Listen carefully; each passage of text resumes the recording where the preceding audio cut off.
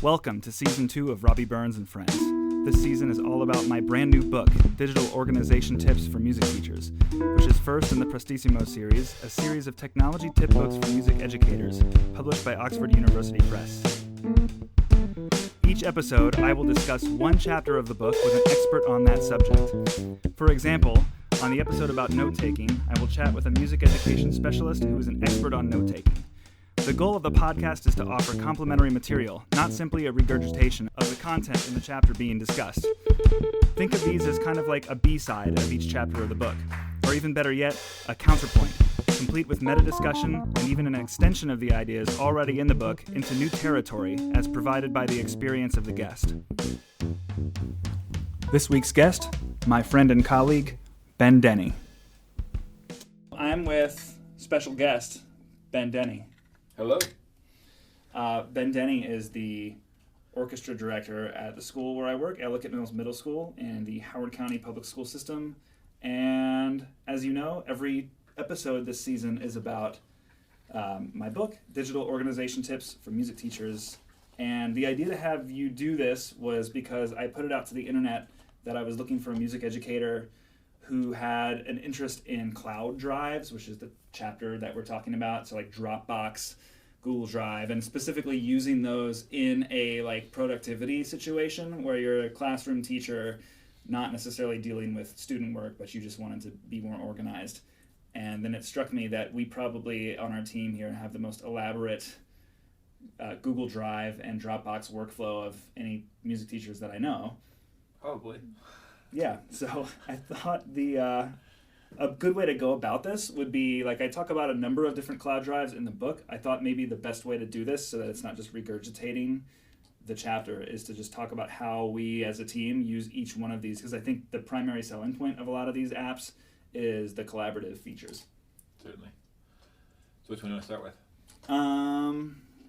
So, like, let's just really quickly talk about, in case someone listening has no idea what this is, what is a cloud drive app and what does it mean? Like, how do you interact with one of these on a PC and a mobile device? Gotcha. So you just take a hard drive, you put it on a hot air balloon and just drift it up there, right? That's right. That's how you get it to the cloud. Yeah, okay. The general idea of these, I'm imagining that you use all of these in the same way, which is that you download an app. In the case of Dropbox or Google Drive, you basically go to their website, you download an app, and what that app does is it installs a folder on your hard drive, which functions exactly like a documents folder, only in the background, it will take the files you put into it and it will sync them to a server, which will then magically beam them down to all of your other devices. So if I have Dropbox installed on my home PC and on my MacBook, I dump a file into that folder on one computer, and then I go home, log on to the other computer, and that file is waiting for me in that same folder. Right. At the same point, if you put a file in that a file in that folder, then I can open up my computer and find the same file, which is pretty cool. Yeah, so collaborative shared folders as well. This is a little bit different on a mobile device, especially if you're using an iPhone or an iPad. We'll talk about this in more detail later, but these apps don't integrate themselves into the file system really because there isn't one, but rather you install an app from the App Store which more or less shows you all of those files and folders and allows you to view them or launch them from within another application on that device. Right, because Mac is forcing each application to develop their own file system because they won't do it for iOS yet. Yes, I don't know why we don't have a Finder on the iPad yet, but a guy can dream. Yeah, I'm with you on that one. Yeah. So we both have Dropbox, Google Drive, and iCloud Drive installed on our computers. So I figured like we could go through each one of these and talk about how they are working for us and against us in a music teaching kind of environment. Okay. Start with Dropbox? So let's start with Dropbox. Okay. I think that's each of us consider that to be our primary personal. Yeah, I find Dropbox is probably the easiest to use from a file management standpoint. Everything exists in a folder structure the same way that it normally does. It exists within your Finder on the computer. It handles large files very easily. The web interface is okay. I don't like to use it as much as the desktop version. I love the fact that you can just click on folders or right-click on them and get links that you can then copy and paste into emails and get information to other people very quickly. It's by far my easiest to share things. I think it's even more so than Google Drive and iCloud Drive. I find it easier to get large copies into, or large files into Dropbox folders and get those in the hands of people that I want them to see. Right. So yeah, you mentioned a couple of good things there. So the first thing is that, and I don't know if you do this, but for me, I have a paid Dropbox account, which means that I pay something like, I'm going to say it's $100 a year. Something like that. I pay for it as well. I think it's about a terabyte of space. It's plenty. More than enough. I have tons of HD video in one of my folders within my Dropbox, and I'm like at the halfway point. And a secondary backup of all of the photos that I have on my computer. Something you're probably much better than I am with is my problem with Dropbox is there's ways to limit how many files you have on your local hard drive versus on the server, and I'm not always up top of managing all that. So I'm sure that my Dropbox takes up more room on my hard drive than it needs to, and especially with files that I don't use very often. I know that other services try to manage that for you. I think Dropbox, you have to manage it yourself with the settings. Right. So the idea being that you, yes, you don't have, if you don't monitor what's happening and you're just kind of offloading all of your stuff into Dropbox, it can fill up your hard drive. Yeah. And consequently, the hard drives on your other machines as well. Yes, right. So if you have a computer with 2 terabytes of disk space, and you dump like a bunch of HD video files into it, but then it's syncing to a MacBook that has like 250 gigabytes of space, you're going to run into problems. Yes, it's going to run out very quickly. So that's a feature that actually most of these services come equipped with. I know Google Drive does this. The ability to, in the settings on the app, decide which folders and files are actually going to sync. So for example, if I have and I do actually have a folder in my Dropbox called Video, and that's where I dump all things video, movie files, raw footage for videos I'm editing. It just all gets dumped in there. And it doesn't sync with any device. It just exists on Dropbox by itself. It goes to the server. I have it syncing to my MacBook, which is where I have the most space currently and where I do most of my video editing work. So I want those files to live directly on the hard drive of the computer. Mm-hmm. Now, if I had another MacBook that, say, was like my weekend MacBook, and that had only 200 gigabytes of storage, it was like my Facebook machine. Right, the weekend MacBook for the independently wealthy of us, right? That's right. I could decide that just that one folder does not need to sync. The difference being that those files are still on the Dropbox website, but they don't actually appear when I search the Finder. So you can still get them from that MacBook, because you could go through the web browser and find them and download ones you wanted, but they wouldn't automatically try to get there. Sort of. So Dropbox has announced a new feature that's slowly rolling out. It's called Dropbox Infinite. And the idea behind this feature is that currently, if I have that checkbox for video unchecked, then that folder will not appear in the file browser of the computer. It will only appear on devices where I have that folder set up to be syncing. Yeah, but you can still see it in a web browser. If you go to Dropbox.com, yes, you can see all of your stuff at all times. But Dropbox is slowly rolling out a feature where if you're on, for example, Mac OS, and you look in the Finder, that folder of video files will still appear in the Finder as if those files are on my computer's hard drive. When I double click on one of them, it will download it first before it launches the file. Which is kind of a neat thing. Yeah, that's a neat thing. Yeah, it's cool. And then it's, of course, not occupying that space on your hard drive by default. Yeah, because I use a lot of space, and you use a lot of space is one of those issues. It is a huge issue, yeah. And it's a good one to be aware of, especially so this is one of the ways that I have used Dropbox for like a long time now. I have actually replaced my entire documents, the whole function of my documents and desktop folder is now replaced with Dropbox. I basically, if there's a file that I would put in a folder for documents, I just put it in my Dropbox instead. So the result is that it's my primary repository of all things digital. Of course, that the exception being the other cloud drive services Right. that I still use in combination, and of course Evernote, which gets dealt with in an earlier chapter and episode of this podcast. But you probably, like I am, that this idea that data has to exist in more than one place or it doesn't exist at all, right? Either it's on a hard drive and a cloud drive. If it's in just a hard drive and that's the only place you have it, that hard drive could go bad at any moment, and then you've lost that data. And so the cloud drive gives you a chance to have it backed up. And I'm sure these cloud services have multiple servers where they save things at redundancy networks, because they know that if they have a server go bad, they don't want to lose all this data that people have. I'm sure they do. Now, some would advocate that cloud drives are not the same thing as a backup service.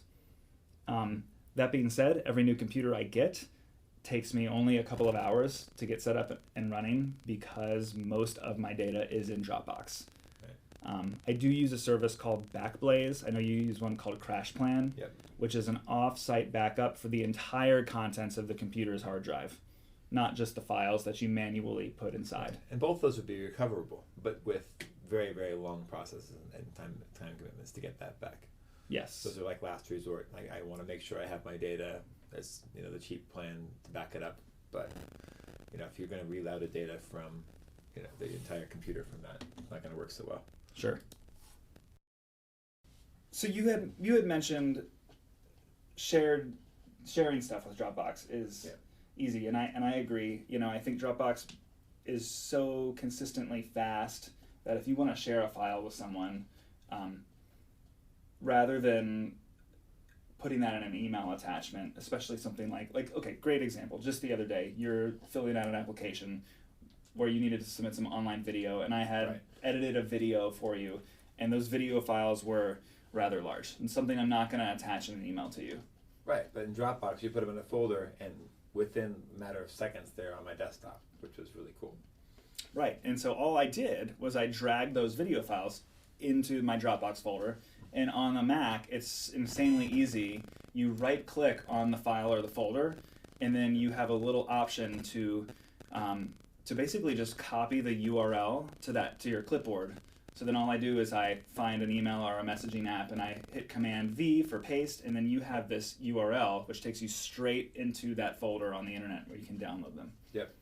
And even that, I can add them to my Dropbox folder too, which makes them appear on my desktop. Right. So it's one more step at that level, but if you've got a number of files, you do that one step once, and then you've got them in your own folder hierarchy and your own hard drive. And you can also do a different version of this same workflow where you actually create a permanently shared folder where I could, for example, say I could create a folder called Files Shared between Robbie and Ben, and then I could share this invite through email to that folder. And then this wouldn't be just a one-time share link. This would be a folder that permanently lives within each of our Dropbox accounts. Right. And anything you drag into that folder appears in my version of the folder. I can edit files that you drop in there, and then the edits stay in sync between our two devices. Not only that, but I get notifications if you pull something or add something to that folder. You get notifications if I pull something out of my folder. So it communicates to the other person as well that things have been done with that folder as well. Right. Yeah. It's a pretty good summary of the feature. I don't know that there's much. I mean, there's a couple. I want to talk about the reliability of this, but I figured we could address a little bit about Google Drive and iCloud first before we compare them in that way. Okay, so Google Drive.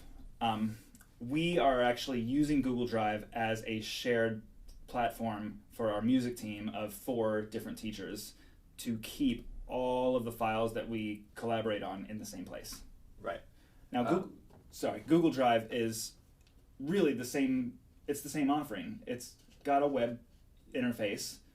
It's the same offering with a couple exceptions. The biggest exception is that Google Drive really works best with native Google apps. The Google Documents, the Google Sheets, they operate within the Google Drive in a way that Dropbox doesn't, because they, on the Google site, if you're ever on the Google Drive site, then those applications exist within the web browser. Google Drive doesn't have that capacity to deal with the other type of documents that are not the non-Google ones. That for me is the most interesting thing about trying to work with Google Drive, is sometimes you're operating within the web browser and sometimes you're operating on your desktop. Sometimes files are available there, Sometimes they're not. Depends on who has the ownership of the ones that are shared with you. And there's a more defined ownership structure with Google Drive than there is with Dropbox. Right. Okay, let's break all this down. Sorry, that's a lot of things right there. Yeah, it's huge because what you want to do with it really, I think, dictates the strengths and weaknesses of each platform. So Google Drive can be used in almost every way we just described Dropbox. It's got an iOS app. It can install a folder on your computer's hard drive. What you're saying about the Google web interface is that essentially before there was a Google Drive, Google made these 3 web-based applications that imitated Microsoft Word, Excel, and Keynote, and they're called respectively Google Docs, Sheets, and Slides. Yep. And these are applications that run in a web browser. They do not work natively on a PC. You have to go into a web browser tab to use them. They must be connected to the internet to use. Yep. And the cool thing about these apps is that you can have 2 different people working in the same file. Or right, more than 2. You can have 50 people all typing into the same web, Word doc at the same time, and you can even see everyone's different color-coded cursor moving around. Yeah, it's something we do all the time for the music leadership team. We'll have a document of all the things that we want to present, and it'll be, they want to put it in one document, so they'll have 4, 5, 6 different presentations, and 20 people editing this one document, acting on what they want to add to each part of this presentation. And when you're done, you have one document that contains all those edits, and you can see people live do that, which is kind of cool. Yeah, and I like the way you phrase it. This is Google Drive's weakness and strength, because when Google Drive came along as this service to kind of compete with Dropbox, it was really like, I feel like it does all the things it does that Dropbox does. It does a little bit slower and less reliably, but what it does really well is it manages more reliably than anything else this ability to actually have the same document open on 2 different computers at the same time. So like the Google Docs are all those web apps are fantastic. Like I've never experienced a syncing issue between, like, if we have a music library file we share between that keeps all of our instrument, and we have one for our instrument inventory, we have one for our sheet music inventory. I'm not sure, you don't actually have, are your orchestra scores? No, all my libraries are all in FileMaker. Okay. That's another thing altogether. Yeah, we should talk about that some other time. So the other band director and I have these shared folders, and it's amazing. We can both be adding new pieces of sheet music to that at the same time with no syncing issues, because it literally cannot let me type in a character of text unless it's saving that to the internet. So it's always saving every keystroke, which is cool. Now you can, even though there are no computer-based applications for these, you actually do get to interact with and see these files on your computer's file system. They just take you straight into the web. Right. So you can see. They're all aliases. Sure. Right. Yeah, you can see a Google Doc file on your computer's hard drive. It's just that when you double-click it, it's not going to open it in any application. It's going to take you straight to a new tab in a web browser. But you're right, because of this strange interaction model, Google Drive forces you to interact with it on the web more often. Well, and it defines roles too. So every document has an owner, and it's shared with other members on the team. So any document that's created has one person that's ultimately controls all the sharing settings for that document. It will exist on their Google Drive, and they can make it appear or disappear on other people's Google Drives at will. And that's one of the challenges, is that sometimes you really have a sharing setting where there's not one person who's taking a lead on a document. Or if you want to take one document and have 2 people go in 2 different directions with it, that sometimes is challenging, the way that the permissions work, and the fact that it's not always simple just to duplicate a document and change the ownership of it, so you can have one document then that goes in 2 different directions. So Google Docs for things like templates or organizing things that are going to go to a different extreme, there are some limitations there as well. Yeah, I find it honestly pretty confusing. The only reason I find Google Docs to be our platform of choice is, Because I think in the case of some of our colleagues, it is our county gives us an account with a lot of free storage. Mm-hmm. So that's one of the reasons we're using it. The other is that we can't really use these documents that we're sharing that are like PDF files, audio files, video files. We could be using any other service like Dropbox in the same exact way we're using Google Drive. Right. But we do, for those couple of documents that are made on a Google app in the web, it's a little bit more streamlined to be able to keep those documents in the same folder hierarchy that our other stuff is in. The other nice thing about Google Drive is because everything exists on Google servers. For the people who don't have a lot of really expensive computer equipment, you can get to Google Drive in a netbook. The cheapest access you have computer-wise can still get you all the functionality of a Google Drive. You're not worrying about storing things on your own computer. You're not worrying about having a lot of storage space. It all exists on the web. So if you have a Google account and the cheapest laptop possible, you can still get that same functionality you can with a souped-up laptop. Right, and if you are primarily doing really basic productivity like Word files and spreadsheets, you actually don't even really need to have anything but a web browser, because you can create really basic, you can do basic word processing all on the web. Yeah, I agree. That's a good summary. So you touched on this idea of reliability as a service. I guess in a moment we should talk about how the other services compete with that, but this is a pretty good segue into iCloud, which does very recently attempt to allow you to do that same, Apple has their own 3 Microsoft Office clones. They have Pages, Numbers, which is like Excel, and then Keynote, which is like PowerPoint. And these are, I have found that between the Google suite of productivity apps, the Apple offerings, and then Microsoft Office, I think that our whole team prefers the Apple stuff. Yeah, most definitely. Microsoft, I don't have anything against, except for the fact that their new licensing on the computers that we have never works. And so I find myself in the middle of Word documents, and it's like I can't save them, I can't print them, I can't do anything except shut off my computer and start them again. And that usually is a deal breaker for me. Right. When you can't save the work you've done. Pages is really nice in terms of the editing and formatting tools. There's a lot of great options within that. Much more options and much more in depth than you can get on a web-based system like Google's Google Docs.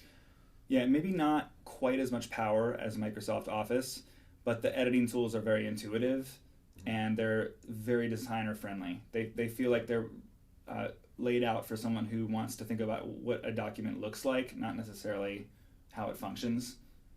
Our colleague uses Pages to make seating charts and graphics. That's how friendly it is for dealing with things like shapes and letterhead and image files and things. So great apps. So for a long time, Apple didn't have any kind of way natively to sync files.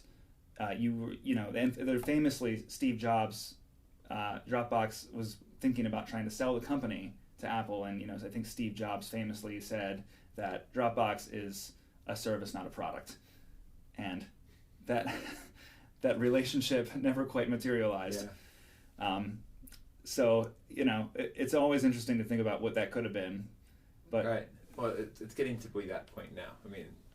Dropbox created something, and now Apple looks like they're trying to imitate some of those aspects of it. Oh yeah, and they're falling behind in some respects. For a long time, Apple had iCloud, and they didn't, because they don't think that. Attention staff and visitors, time is now 3:40. All conferences should be concluded. I thank you all for a great 2 days of conferencing. Staff, Snowmageddon's coming next week. Go get your toilet paper and milk now. Catch you all later. Have a great weekend. Nice. I'm not editing that out. Nice. Gotta have your Snowmageddon on the podcast. That's right. Yeah. Hopefully that's how people will be listening to it, bundled up with a hot cocoa. So Apple they've tried to, they don't really believe that the user needs to be exposed to the file system. Right, and it's interesting because I updated to the latest Mac OS, and they said, do you want to use the iCloud Drive? And the next thing I know, all my files have been moved to the Apple iCloud Drive, and it's like, boom, we're going to just do all this, and it's going to all happen under the same, and it still looks like your normal Finder, except it's in a slightly different spot, and it still exists in your hard drive, but it's all being backed up on the cloud, and those files are appearing on my Pages app or on my phone, and a couple of those things are happening automatically without me having to do anything about it, which is cool in a way. It's kind of creepy in other ways. Sure. Because it's not something that, like, Apple is really good at, like, not saying, do you want to do this now? Or it's like, we'll just take care of it for you. They're just, let's put this here. And I think that 90% of the time they make the right decision for everyone. Yeah, but you're not going to make the right decision 100% of the time for everyone. Yeah. There's too many diverse needs on a computer front. For sure. So before even, and you're talking about the most recent Mac OS update to, that's Mac OS Sierra, right? Which we'll get to this in a second. They have some interesting new iCloud Drive features. Before iCloud Drive was even a thing, there was just simple iCloud document sync, which meant that if you had Pages on an iPad and you made a new document, then when you open Pages on a Mac, you could access that same document. The problem being that there was no user interface for managing your files across apps that used iCloud document sync. So you had to open the application to see the file library. And you could not put an iCloud Pages document in the same folder as, say, a PDF file or a video file. Right, because all those folders were natively within those apps. So only Pages documents were in Pages apps. And so it was not easy to organize at all. You couldn't tag them, you couldn't do anything with it. Sure, you could do nothing with them structurally. So Apple eventually did create iCloud Drive, which is an honest-to-goodness folder that lives on your hard drive. But when they first designed this, they had this very, very strange, they kind of carried over this bizarre folder structure of the previous model where when you go on an iPad, you still launch Pages to see all of your Pages files. So when you're on a Mac, there's this Pages folder that's created within your iCloud Drive folder where those things by default live. Now, you can take them out. You can drag them into any place. You can create all of your own files and folders. You can dump a Pages file inside of a folder with like a Keynote file or an audio file or a PDF. But this is where things get interesting. There are very, very inconsistent results with how various first and third-party applications handle this kind of organization on both iOS and the Mac. Yeah, there's an interesting thing. I was just looking at my folder. I'm noticing that there's a Pages folder, which I didn't really know existed until Robbie had just said that. And it looks like it's just folders that I've opened up since I've done this update. I don't think it took everything out of my documents folder and rearranged it. I'm wondering if there's duplicates of these Pages files somewhere, if they work as aliases. I'm going to take a guess that... it says alias right here. So these are all aliases. So it creates aliases for those Pages documents. But see, that's not the default behavior though. So I would monitor that for the first couple of weeks because the way it works for me is those are the one true copies of those files. Huh. Now, if I go to, like for example, if I make a Pages document on my Mac and I save it, the default place it is going to save it is in that Pages folder. Where then, when I get on an iPad and launch Pages, that whole folder hierarchy isn't there. I just see all of my Pages files that are in the Pages folder. Yeah, that's interesting because one of my things that I really hate about the new OS is they took away the Save As button. I think for this very reason. And so I was still spend more time than I need navigating every single thing, trying to get to everything in my folder I want instead of just hitting save and letting it put wherever it wants to. Maybe that's why I have all this aliases because they noticed that I open up in Pages, so they're Pages documents, and they're creating a pathway through it to there. But it does make file organization challenging when you have multiple cloud apps. I mean, we're using Dropbox, we're using Google Drive, we're using iCloud Drive, we have our own hard drive. There's times when I'm like, okay, which system did I save that file on? What was I working on that with? Sometimes it's defined by the team that I'm working on that particular time. I get frustrated when Spotlight can't find the files that I'm looking for, and I'm sitting there just going, let's see, let me put the whole hard drive up there and sort by last used and see how long it's going to take me to find this. Well, and mobile Apple devices even have trouble playing with other cloud services because Dropbox and Google Drive integrate into the Finder. Well, there's no Finder on iOS.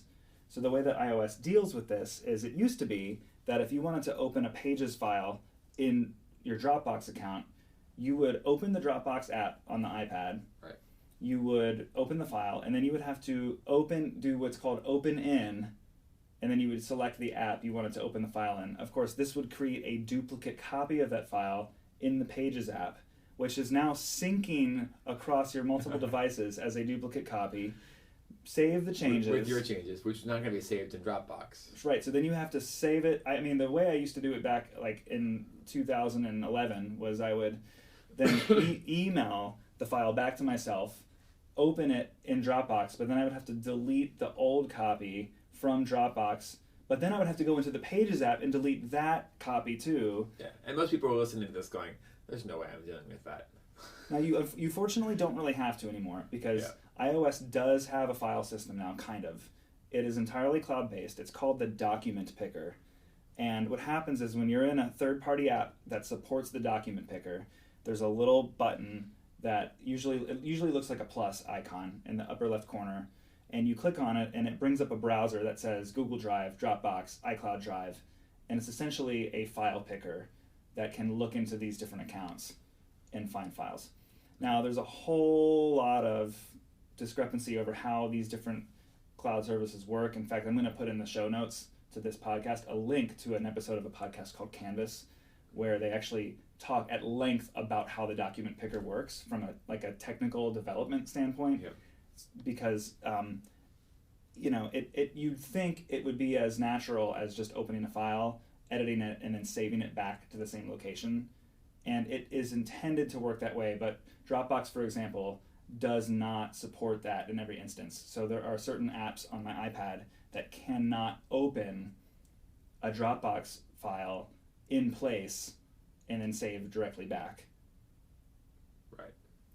Now, of course, the real kicker is that Dropbox and Google Drive, for that matter, have very rich ecosystems and APIs. Basically, they've created code that third-party apps can use to integrate their drive right in. So like when I'm using Microsoft Office on my iPad, it doesn't even matter now Microsoft Office on iPad supports the document picker, but it wouldn't matter if it didn't, because you can plug in your Dropbox credentials and it will show you your whole Dropbox file library right there in the app. Within the app, right. And things like Slack, which you use all the time for workflow, works really well with Dropbox as well.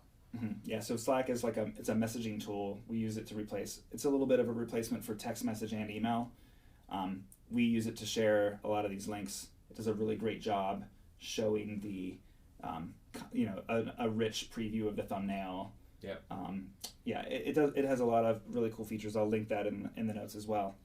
But yeah, these are just some funny discrepancies. And the document picker isn't even in every third-party iOS app. The thing I equate it to that it's most like on a PC is it's like the open and save dialog box. Like when you go to open a file and you get a little browser window of the stuff on your hard drive, it really is like that. Only you would never imagine a computer app that didn't have an open and save dialog box. Or that works with opening and saving files differently than how you would expect. And that's exactly how the iPad is. Yeah, and it's hard because for someone who's been around computers, especially as long as I have, this whole construct where you have an application, you work on a file, you're controlling how you open it, where you open it from, where you're saving it to, what version you're saving it. A lot of these cloud services have started to change those paradigms about how things are done. And the iOS hasn't been the most clear way of doing it. In fact, it's been really obtuse in many, many ways in terms of trying to figure out how you're dealing with saving and opening and finding files and how they're all organized. Because when it comes down to it, you need to know where the things are and how to get to them. and the faster you can get to them, the more productive you are. Right, exactly. It's one of the things that I found most frustrating about iCloud Drive. That being said, because it's baked right in to most iOS apps, and I know I'm a rare insane type of person who actually does work on my iPad. When I get home, I open up, I sit on the couch and I work with files and edit PDFs and things. For someone like me, when the default behavior of an app is to take your progress on the iPad and then save it directly to the Mac, even though it uses those bizarre folders in iCloud Drive that are named based on the app, it's still 0 steps. Right. It's still the easiest way.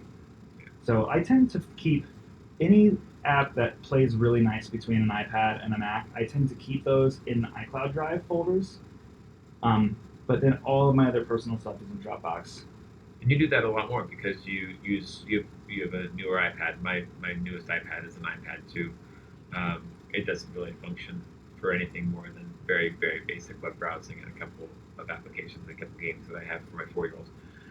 So there's not something that I use for productivity at all. Everything goes back and forth between the phone for me and the laptop. And so the phone is really limited in what you want to do productivity-wise. You can't hook the keyboard up to it fairly easily. At least I haven't. I'm sure you can. And it's not a very big screen to function on. So, the phone I really just use when I don't have the laptop in front of me. So I really have one device that I'm using. So my use of all these cloud services are mostly for collaboration efforts and less for using within my own ecosystems and trying to manage the flows back and forth.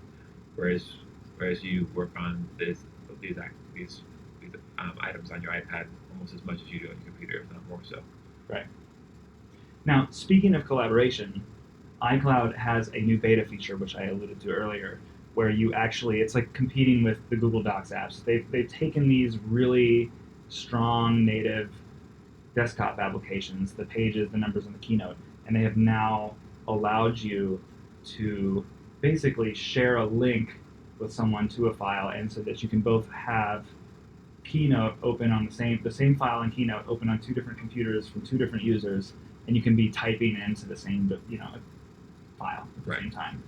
Now it works okay, but again, the reliability of the Google Docs is just years and years and years ahead. Yeah, and it's interesting because each one of these services has their strengths. Dropbox, I would say, is by far the most reliable of all these cloud services in terms of those files always being where you want them to be. There's less to deal with for permissions and going back and forth. The Google Drive is fairly reliable. Has a lot of, especially the multi-user documents are really, really good on that. But the permission structure is really hard to deal with. Mm-hmm. And if you're like me and you have 3 different Google Drive accounts, and you run some back and forth between them, for better or for worse, the fact that you can't be logged into all 3 at the same time, and you can't go back and forth, and then some things appear when you're logged into one that don't appear when you're logged into the other. But it's one of the things that is interesting from working with Google Docs within a school system structure, because we have our school system account, and docs are shared with me from people in the school system.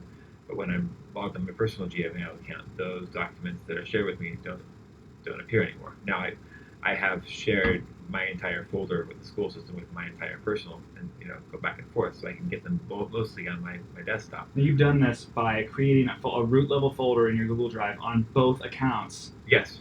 Where you have personal Gmail folder, and then you have work Gmail folder. Right. And then you put everything, anything that would be in your Howard County Public School folder, now just gets dumped into one extra folder, right, which you have shared with your personal account. And vice versa. Right. So I can get to both of my things, except for those things that are shared with me that I don't have access to my personal account. Right. So there's certain things that, for good and for protection's sake, are not allowed to be shared for the outside accounts. These are things that I'm sure many companies and many school systems are doing to make sure that they don't have information going all over the place. but it does take away from the productivity because you have to be logged into certain accounts. Right, so one of the things you have to use the web interface for, and this is just a problem I have with Google Drive in general, is if somebody shares a file with you, and not a file that they're putting in a shared folder, but if they just take a freestanding file and they share a link to you, that is not by default stored in your Google Drive. It's put under this tab called Shared With Me, where you have to manually click an extra button to put it in your file system. Right. And all the stuff in the Shared With Me tab, if you're using the Google Drive app on your computer, that will not appear in there until you have taken that extra step. Yeah. At this point in the conversation, we had to disband and take care of some business. We hope you enjoyed this brief discussion. You can read a lot more about all of these different Cloud Drive services in the Cloud Drives portion of my book, where I go into much further detail about the pros and cons of each, in addition to how specifically I'm using each of them in combination in a music teaching environment. Check it out. Thanks, Ben Denne, for joining the show this week.